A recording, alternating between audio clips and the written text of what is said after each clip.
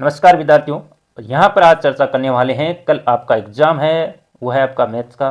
और आपका एग्ज़ाम 26/3/2025 को है, यानी 26 मार्च 2025 को। और यहाँ पर अपन देखने वाले मोस्ट इम्पोर्टेंट MCQ क्वेश्चंस जो आपके बोर्ड एग्जाम में वो आपको मिलने वाले, उन क्वेश्चनों को लेकर यहाँ पर चर्चा करने वाले हैं। उससे पहले आप सभी का SBS ऑनलाइन स्कूल 2.0 में स्वागत है। और यहाँ पर मैंने जो क्वेश्चन लिखे हैं वो क्वेश्चन आपके इंग्लिश मीडियम के हैं, और मैं आपको साथ ही हिंदी मीडियम वालों को भी बताता जाऊंगा कि क्वेश्चन में क्या पूछा गया है, उनके भी बिल्कुल समझ में आएगा। ऐसा नहीं होगा कि हिंदी मीडियम वाला बंदा नहीं समझ पाएगा, बिल्कुल समझेगा। तो यहाँ पर अपन क्वेश्चन लेके आए हैं, 23 क्वेश्चन है फिलिंग और MCQ क्वेश्चन वाले, वेरी इंपॉर्टेंट क्वेश्चन जो आपको एग्जाम में वो मिलने वाले हैं। इसलिए यहाँ पर कल एग्जाम देने के बाद आपको ज़रूर कमेंट करना इनमें से कितने क्वेश्चन आए हैं, या इनसे मिलते जुलते क्वेश्चन आपको मिल जाएंगे। ऐसे क्वेश्चन बिल्कुल वो मिलने वाले हैं। और मैं तो पूरा पेपर ही बना रहा था, लेकिन थोड़ा सा टाइम की वजह से ऐसा हो नहीं पाया।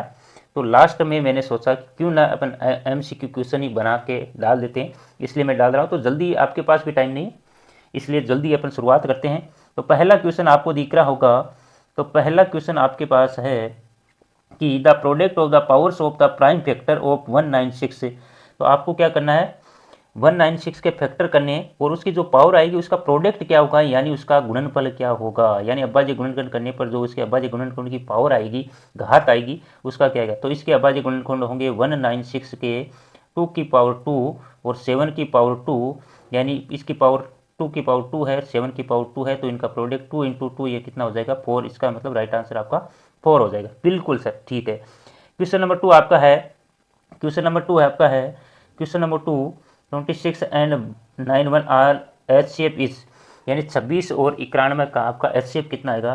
तो 26 के आप फैक्टर करोगे तो 26 के फैक्टर आपके होंगे 2 इंटू 13, यानी 2 गुणा 13 हो जाएगा। और 19 के करोगे तो ये हो जाएगा आपके 7 इंटू 13। कौन सा कॉमन आ रहा है, 13 आ रहा है, तो इसका मतलब इसका एच शेप कितना आएगा, 13 आएगा। तो राइट आंसर आपका 13C वाला होगा। फिर आपका क्वेश्चन नंबर आपका है 3। क्वेश्चन नंबर 3 आपको दे रखा है, product of the zeros of polynomial 3x² minus x minus 4, यानी इसका product of zeros of polynomials. तो इसका शून्यांकों का गुणनफल, यानी हिंदी में अगर बोले तो शून्यांकों का गुणनफल या प्रोडक्ट ऑफ द जीरोक्स, तो क्या होता है, आपके पास सीधा लिखा होगा कि C/A होता है। यहाँ पर C की वैल्यू -4 है, A की वैल्यू 3 है, तो -4/3 इसका आंसर होगा। ऑप्शन नंबर D आपका राइट आंसर हो जाएगा। ठीक है।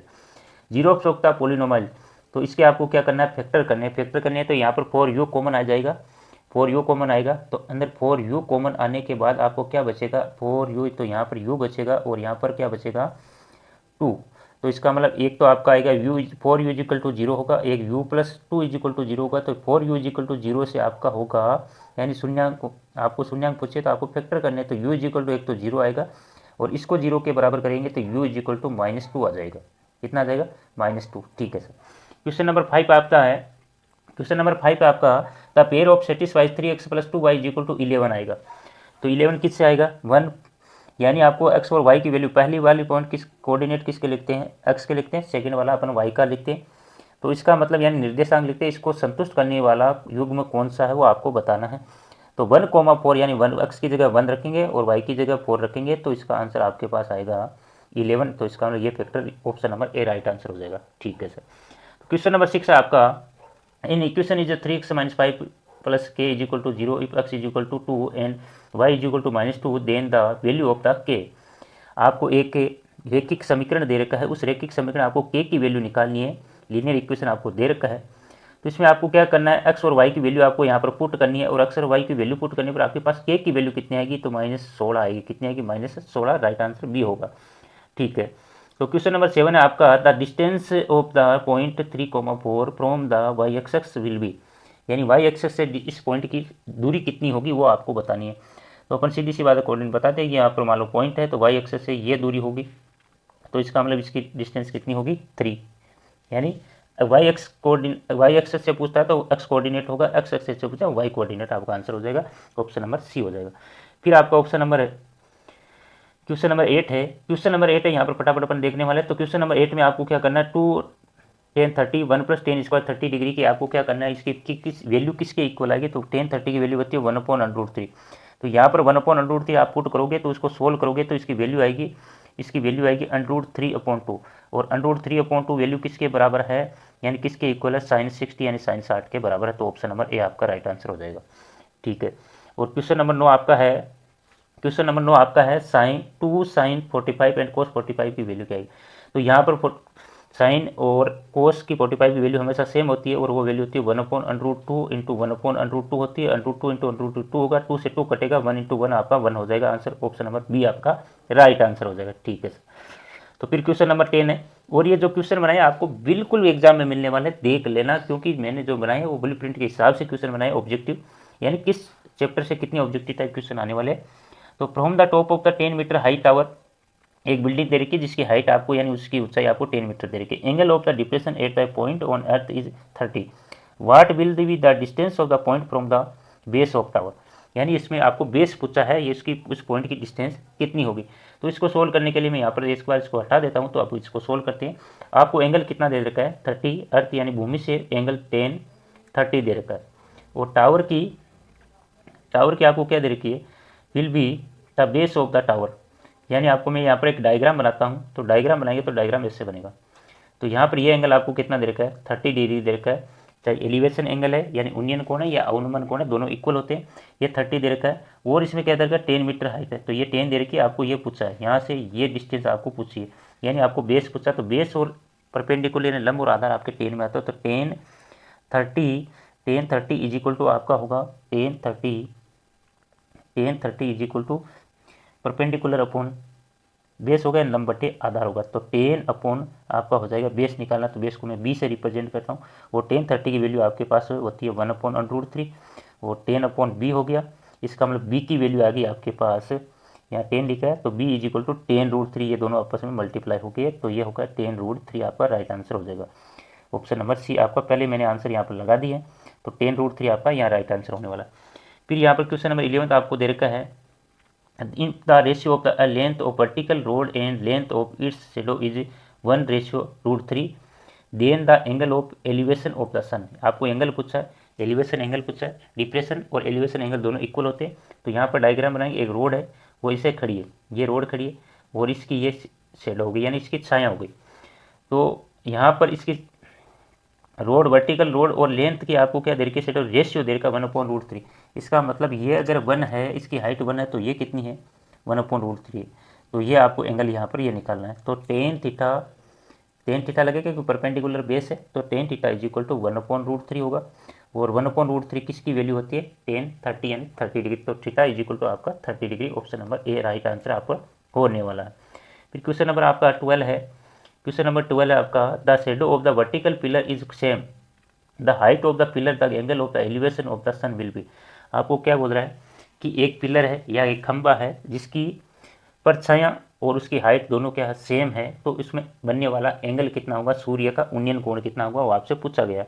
तो मान लो ये पिलर आपका हो गया, ये आपकी इसकी परछाई की दोनों ये 1 है तो ये भी 1 होगी, तो इसका मतलब tan theta is equal to आपका होगा 1/1 यानी दोनों सेम है। तो इसका मतलब अगर दोनों इस कंडीशन में सेम होते हैं तो थीटा इज इक्वल टू आपका 45 डिग्री आ जाएगा, 45 डिग्री, क्योंकि 10 में किस 1 की वैल्यू किसकी होती है 45 डिग्री की होती है। तो क्वेश्चन नंबर आपका 13 है, क्वेश्चन नंबर 13 है, यहाँ पर जल्दी से देखने वाले क्योंकि वीडियो लंबा बनेगा और इतना पास आपके टाइम है नहीं।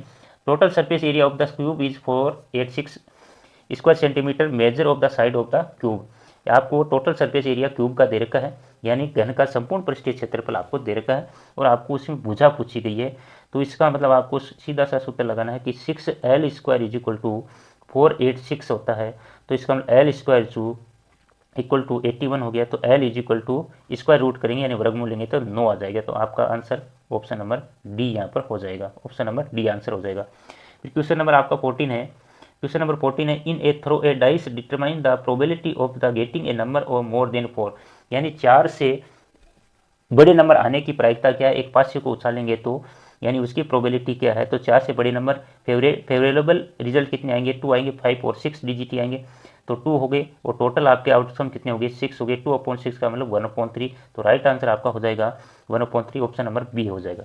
फिर क्वेश्चन आपका है, how many 2 digit number are divisible. अब फिलिंग वाले क्वेश्चन आ गए, तो हाउ मेनी 2 डिजिट वाले नंबर, तो फर्स्ट नंबर आपका 12 होगा, 12 के बाद में 15 होगा, और लास्ट नंबर आपका 99 होगा, और NTH फॉर्मूला यानी ATH या TN वाला फॉर्मूला आप अप्लाई करोगे, A + n-1 इंटू डी। यहाँ पर डी की वैल्यू यहाँ पर 3 पुट करनी है, ए की वैल्यू आपको 12 पुट करनी है, एन की वैल्यू आपको निकालनी है और TN की वैल्यू यानी लास्ट टाइम आपको 99 रखना है और सोल्व करोगे तो एन की वैल्यू आपके पास आएगी, एन की वैल्यू आएगी 30 यानी 30। Okay sir. फिर अपन क्वेश्चन नंबर नेक्स्ट 16 है। तो क्वेश्चन नंबर 16 आपको दे रखा है कि distance between point 3, A and 4, 1 is √10, then A will be. तो कितना आएगा यहाँ पर, तो आपको डिस्टेंस फॉर्मूला अप्लाई करना है और उसकी डिस्टेंस को √10 के इक्वल पुट करना है और फिर दोनों साइड आपको क्या करना है, स्क्वायर करना है। स्क्वायर करके एक की वैल्यू पुट करेंगे तो एक आएगी आपके पास नेगेटिव, एक आपके पास आएगी पॉजिटिव, यानी एक ऋणात्मक आएगी एक धनात्मक आएगी। यानी दूरी सूत्र का प्रयोग करना, दो बिंदुओं के मध्य की दूरी अपन निकालते हैं, उस सूत्र का आपको उपयोग करना है और उपयोग करने पर आपके पास एक नेगेटिव यानी ऋणात्मक आएगा, एक पॉजिटिव यानी धनात्मक आएगा। तो नेगेटिव डिस्टेंस हमेशा पॉजिटिव होती है तो पॉजिटिव वाला आंसर आपको 4 आएगा। ठीक है सर। क्वेश्चन नंबर आपका 17 दे रखा है कि मोड ऑफ द डिस्ट्रीब्यूशन यानी इस वितरण का आपको क्या करना है, बहुलक निकालना है। बहुलक कितना आएगा, तो सबसे ज़्यादा बार जिसकी फ्रीक्वेंसी ज़्यादा होगी वही तो उसका बहुलक होगा, यानी उसका वही मोड होगा। तो यहाँ पर 4 सबसे ज़्यादा, 4 की फ्रीक्वेंसी सबसे ज़्यादा है तो इसका राइट आंसर आपका 4 होने वाला। ठीक है सर। क्वेश्चन नंबर 18 आपका है। क्वेश्चन नंबर 18 में आपको if arithmetic mean of distribution of 5, 7, 9, 9, 6, 3 is 9 है, then the value of the X will be. तो एक्स की वैल्यू यहाँ पर कितनी आएगी, आंसर मैंने पहले भी लिख दिया। तो इसकी वैल्यू निकालने के लिए आपको क्या करना है, इसके निकालने के लिए सब का क्या करना है, 5 यहाँ प्लस लगाने हैं, 5, 7 + 9 प्लस एक्स प्लस 3 और ये कितने 1 2 3 1 2 3 4 5 से डिवाइड करेंगे और किसके इक्वल रखेंगे, 9 के, और 5 × 9 ये हो जाएगा मल्टीप्लाई, और मल्टीप्लाई करने के बाद इसका ऐड करके एक्स की वैल्यू आपको निकालनी है। तो एक्स की वैल्यू आपके पास आएगी कितनी, आपके एक्स के बाद 21 यानी 21 आ जाएगी। ठीक है सर। क्वेश्चन नंबर आपका 19 है। क्वेश्चन नंबर 19 है the value of the cylinder whose height is 21 centimetre and area of its one and is 154 square centimetre will be. तो इसका आपको वॉल्यूम बताना है। आपको एक जो इस वन एंड यानी एक साइड का एंड का जो एरिया है उसका यानी बेस का जो एरिया वो है आपका 154 दे रखा है। तो अगर अपन बात करें वॉल्यूम की, वॉल्यूम होता है आपका base area of base into height. तो आपके पास बेस का एरिया कितना दे रखा है 154 है, उसकी हाइट कितनी उससे मल्टीप्लाई कर दो तो आपका राइट आंसर आ जाएगा ये वाला। सॉरी यहाँ पर ये कट कर दिया, तो ये कौन सा आंसर आएगा, ऑप्शन नंबर 3224 ऑप्शन यहाँ पर है ना, क्योंकि फिलिंग वाला क्वेश्चन है। 3224 यानी 3224 आंसर आपका आ जाएगा। यानी आधार गुणा ऊंचाई होता है, कोई भी अगर है उसकी वॉल्यूम यानी आयतन निकालना है तो आधार गुणा ऊंचाई होता है, और आधार आपको दे रखा है और ऊंचाई आपको दे रखी है, दोनों को मल्टीप्लाई कर देना तो आंसर आपका आने वाला है 3234। ठीक है सर। क्वेश्चन नंबर 20 है, आपको सीधा सा फॉर्मूला पूछा गया है, volume of the cone of formula, यानी आपको शंकु का आयतन ज्ञात करने का जो फॉर्मूला है 1/3 πr² होता है, ये राइट आंसर हो जाएगा। ठीक है। क्वेश्चन नंबर 21 आपका है। क्वेश्चन नंबर आपका 21 है। क्वेश्चन नंबर 21 आपका, एक सेकंड थोड़ा सा सही कर लेते हैं। तो क्वेश्चन नंबर 21 आपका है if tangent PA and PB from the point of P to circle with centre O are inclined to each other at angle of 80 then the angle PO is equal to. तो मैं इसके लिए थोड़ा सा diagram बना देता हूँ आपके। ये मान लो ये आपका सर्किल है, ये आपका थोड़ा सा एक सर्किल दे रखा है, इसके लिए दो टेंजेंट दे रखी है और वो टेंजेंट यहाँ पर P पॉइंट से आपको निकालेंगे। तो यहाँ पर आपको A दे रखा है, यहाँ पर आपको B दे रखा है और आपका सेंटर O यहाँ दे रखा है। तो ये और ये आपसे पूछा है एंगल POA ये वाला, यानी इस पर एक लाइन लगा देते हैं। तो ये एंगल आपको दे रखा है 80 डिग्री टोटल। तो ये वाला एंगल और ये वाला एंगल क्या होते हैं, सप्लीमेंट्री संपूरक कोण होते हैं, यानी इन दोनों का सम कितना होता है 180 यानी 180 डिग्री होता है। तो ये एंगल आपका कितना आएगा, दोबारा से डायग्राम बनाता हूँ। तो ये एंगल आपका आएगा यानी इन दोनों का सम इसका और यहाँ सेंटर पर बनने वाले इसका, यानी इसका और इसका योग सम कितना आएगा 180 आता है। तो इसका मतलब ये 80 डिग्री है तो ये आपका 100 डिग्री होगा। फिर अपन लाइन पुट करेंगे तो ये वाला आपका कितना आ जाएगा, यानी 100 डिग्री टोटल बन रहा है ये यहाँ से यहाँ तक। तो ये वाला एंगल कितना होगा, यहाँ से यहाँ तक कितना हो जाएगा, इसका आधा होता है यानी 50 यानी 50 degree. Answer option number A हो आपका आंसर होने वाला है। फिर क्वेश्चन नंबर अपन 22 पर चलते हैं। एरिया ऑफ द सेक्टर, किस area of the sector of angle of the P of a circle with radius R। आपको रेडियस R दे रखी है और आपको एंगल P दे रखा है और आपको क्या पूछा है, एरिया ऑफ सेक्टर पूछा है, त्रिज्या खंड का क्षेत्र पूछा है। तो त्रिज्या खंड का क्षेत्र आपके पास होता है θ/360 यानी 360 × πr²। तो थीटा की वैल्यू आपको यहाँ पर लेनी है पी लेनी है, ये 360 यानी 360 गुना पाई, और आर का मान कैपिटल रखना है, आर स्क्वायर, ऊपर नीचे आपको 2 से मल्टीप्लाई कर देना है। तो जैसे ही 2 से मल्टीप्लाई करोगे तो आपका आंसर आएगा ऑप्शन नंबर डी वाला, यानी P upon 720 into 2 pi r square. और ये लास्ट और क्वेश्चन है, लास्ट का क्वेश्चन है आपका the area of the in circle of the square with side of 14 centimetre is. आपको एक स्क्वायर दे रखा है, उसकी साइड आपको कितनी दे रखी है, थोड़ा सा सही बना देता हूँ, उसकी साइड आपको दे रखी है ये वाली। तो इसका मतलब इसके अंदर आपको क्या करना है, इन सर्किल यानी इसके अंदर बनाना है, इसके अंदर एक सर्किल बनाना है। तो इसका मतलब इसका जो डायमीटर आएगा, व्यास आएगा, वो कितना आएगा 14 सेंटीमीटर। इसका मतलब आर इज इक्वल टू कितना होगा आपका 7 सेंटीमीटर होगा। और इसका उसके बाद में आपको क्या पूछा है, इसमें एरिया पूछा, तो एरिया पाई आर स्क्वायर होता है। और जैसे ही इसमें आर की वैल्यू अपन 7 पुट करेंगे तो कितना आएगा आंसर, ऑप्शन नंबर सी आपका राइट आंसर होने वाला है। कौन सा, ऑप्शन नंबर सी। ये थे मोस्ट इंपॉर्टेंट क्वेश्चन।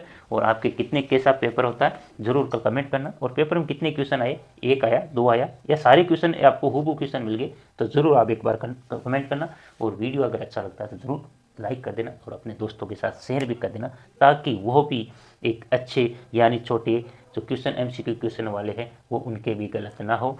अब क्वेश्चन आपके इनसे रिलेटेड भी आ सकते हैं, इसके आगे पीछे के कैसे भी पूछे, अगला क्वेश्चन पूछ सकता है, लेकिन आपको एमसीक्यू और फिलिंग वाले क्वेश्चन ऐसे ही मिलने वाले।